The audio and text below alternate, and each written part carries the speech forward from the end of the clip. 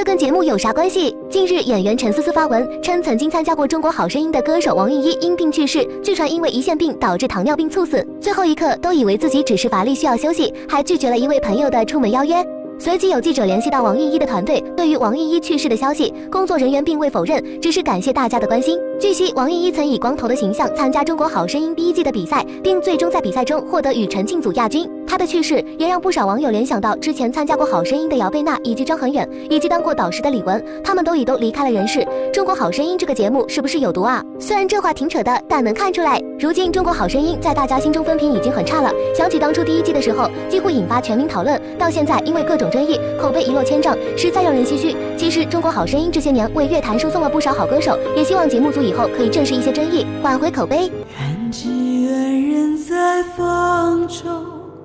聚散的不由我。